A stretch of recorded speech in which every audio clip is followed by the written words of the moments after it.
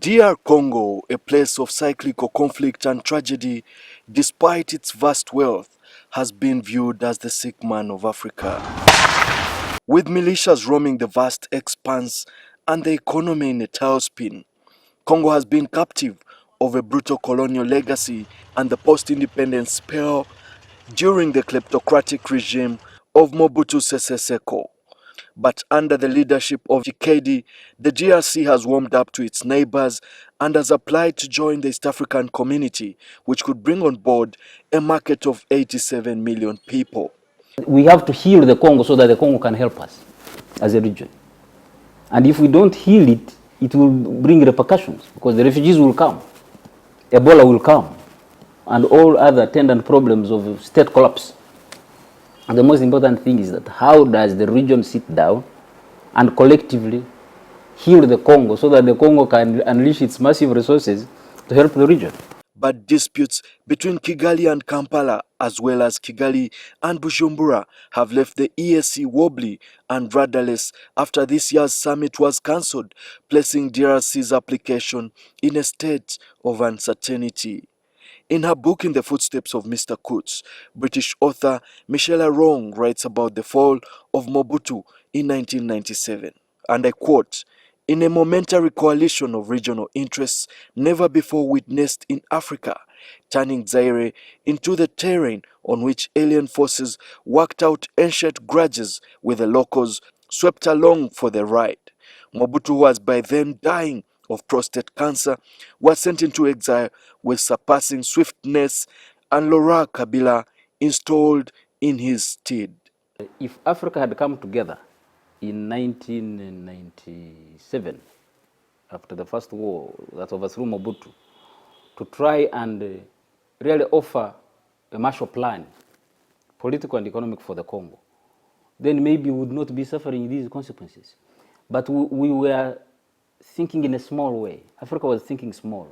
Every country was interested in getting its national interest catered for before thinking about the Congo itself.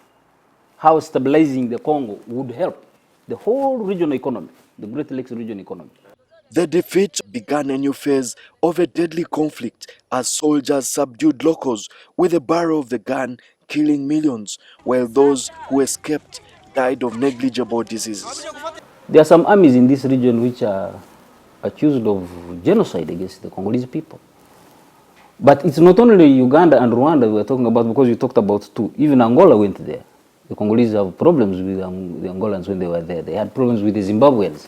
Zimbabweans were accused of grabbing land even, and forests, and doing timber. Plagued by ethnic cleansing, DRC became a theater of war, sucking in neighboring African states which fought for territory as its resources were carted off. Congo's problem was state collapse. Like Somalia, like Southern Sudan, many countries. It's even happening right now in West Africa. Some states are collapsing. So when states collapse and there is a vacuum, in physics they say nature abhors a vacuum. Other opportunistic forces come and take charge. That's why you find non-state actors in Ituri, in North Kivu, in South Kivu. Given the wealth that's there and the absence of the state, the rest is automatic.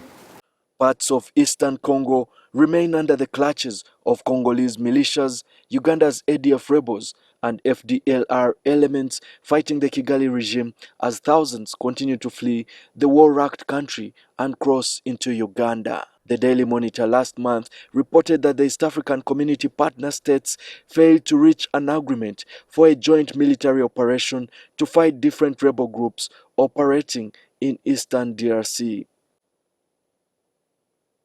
Whereas it's not clear yet when the trade bloc could take a decision on DRC's application to join the East African Community, the conduct of regional players such as Uganda and Rwanda seeks to favor the deal. The desire of his government, President Tshisekedi observed, is to join the community of regional leaders so that we can work together for the development of our respective countries and stabilize this part of Africa. In terms of trade, DRC accounts for about 6% of total exports from the EAC countries. Grace Masiko, a former journalist who covered the Congo War in the late 1990s and is now a security expert, says the problems of the DRC can be resolved easily under the EAC. Now, almost the situation in the South Sudan is being addressed. One, that's the question of arms proliferation in the region from that area, and also the rebel groups operating, especially which affected Uganda. Now, that one being, as it's being addressed, we've still had a problem of DRC. And DRC, the region has always had a problem of how to handle them. They are not part of the South African bloc that the heads of state will always.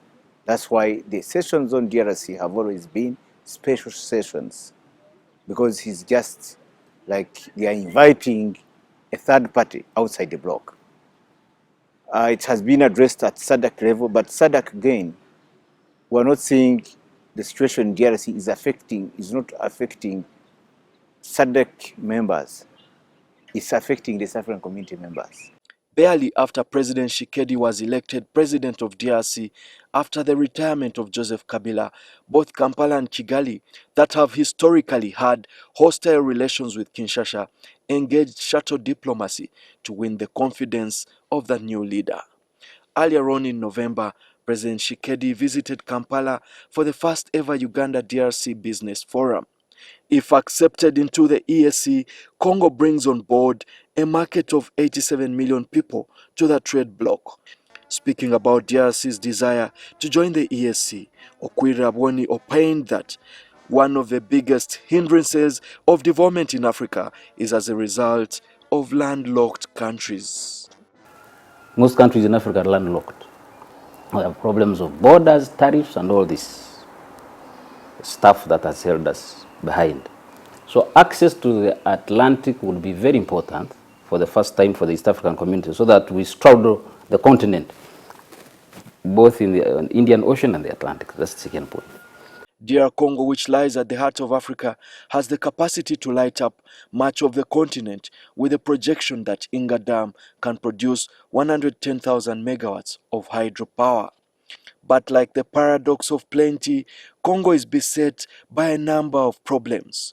Okwiri says non-state actors who have an axe to grind with the governments in the region find the Congo a safe haven for training, for logistics, for refreshment, and for rejuvenation. However, as DRC seeks to join the EAC, it will be confronted by deep-seated suspicion and a history of animosity, largely from Kigali and Kampala. In 1997, the Uganda-Rwandan armies fought as allies to oust Mobutu and helped install Laurent Kabila as president. But the two armies fell out, and between August 1999 and May 2000, they engaged in battle in Kisangani, which left thousands, most of whom were civilians, dead. In 2005, the International Court of Justice awarded DRC $10 billion for the plunder of its resources by the Ugandan army. Based on Uganda's impassioned pleas to the Hague-based court, the ICJ has accepted to review the award, which is more than a third of Uganda's GDP. Acts of brinkmanship, largely from neighboring states through their proxies, continue to pose a threat to the DRC. In 2012, Uganda and Rwanda were accused by the UN of propping up the M23 rebellion in eastern Congo, allegations they both rejected. DRC is also affected by the problem of ethnicity and politics of identity in the region. It's a pity that as DRC seeks to join the EAC, leaders of the East African community are hostile towards each other. In February, Rwanda closed its border at Katuna and Chanika in Kabale and Kisoro districts respectively, a decision which has disrupted trade. In May, Ugandan police accused Rwandan soldiers of entering the country and killing two men who had fled across with goods, and last month, two Ugandans caught smuggling tobacco a kilometer inside Rwanda were shot dead by Rwanda police. It's public knowledge and on record that Rwanda recruited and paid Ugandan police officers, senior police officers, to deliver the Kigali agenda on extraditing, forceful extradition of its perceived enemies who had taken refuge in Uganda back to into Rwanda. We saw that one being done. Might well aware. Exactly. I mean, if you, even in security circles, the officers that were doing it were aware that they were in total breach of the trust and the confidence the people of Uganda had in them. On August 21st, the Rwanda President Paul Kagame and his Uganda counterpart Yoweri Museveni signed a pact in Angola's capital, Luanda, aimed at ending months of hostility based on accusations of espionage and financing rebel activities. Masiko claims that Uganda realized that there was infiltration and allowed those activities to go on until they could be exposed on a larger scale. Now, this exposure that you have been working with officers in my government against the international norms, and where it compromises the security of of Uganda's security. Rwanda has accused Uganda of offering a safe haven to rebel fighters who are keen to sow mayhem in the country. The cost is going to be very high. Well, it's the means we're going to put into that to make sure that we have everything that it takes to ensure security and stability of our country and our people and our development.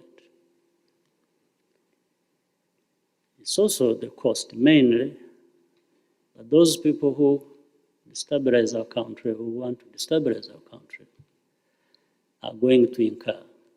It's going to be a very high cost on their part, absolutely.